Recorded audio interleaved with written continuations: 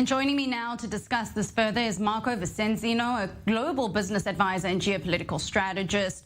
Still no clear sign that any deal will win over enough colleagues to get McCarthy over the mark and elected. What would end the stalemate?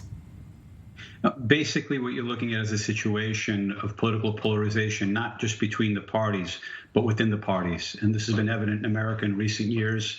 You have 200 who are voting, Republicans who are for him, 20 who are against. Now, for McCarthy, obviously, this is a fight for political survival. For the U.S. domestically, this is dangerous ground because there's actually a risk of government shutdown. And internationally, the U.S. represents a beacon of hope for many countries, particularly democratic countries around the world.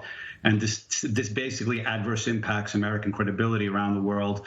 And it helps, it aids those who are against democratic systems, particularly if you're looking at the rhetoric coming out of China. So the question becomes, how do you break this stalemate? It's not easy because there's not only an ideological element, but there's also an element of personal animosity amongst many of those 20s and McCarthy himself. So going back to your question, in terms of there's three kind of general options and many in between, but the three general ones I would say is McCarthy drops out, and then his number 2 Republican in the House, Stephen Scalise of Louisiana, becomes the candidate to become Speaker.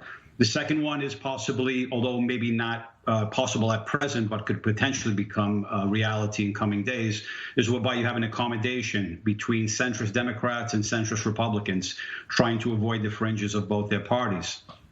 And so basically this would be to elect an alternative. Thirdly, is if you look, the status quo is McCarthy continuously tries to bring to a vote and tries to wear down his opponents. Though technically he needs 218 votes, if he keeps wearing them down, as long as there's enough of them, Democrats who either don't show up or just declare themselves as present, which is not a vote, he can potentially become Speaker on that basis, where you don't have enough Democrats showing up or you don't have enough of the Republicans declaring themselves either as present or not showing up. That numerically could give him the advantage and the ability to win. Although that's also all these options. Bottom line is everything is up in the air on this at this point. Right. And Marco, is there any significance at all of the timing, given that this vote has now been dragged out to being on the anniversary of the Capitol riots from last year? There's an element of irony, and there's a lot of overlapping political parallels that one can draw. A lot of the division, a lot of the polarization back then, that's what you see now is obviously it's coming again, it's surfacing, it ebbs and flows, but it remains there. These are differences that have existed for years. Now I see what in recent times is coming more to the forefront.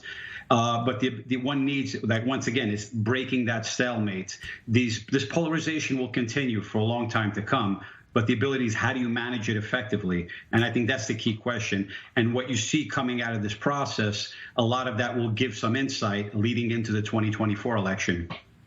Marco Vicenzino, a global business advisor and geopolitical strategist, thanks for coming on this evening and trying to break this all down for us.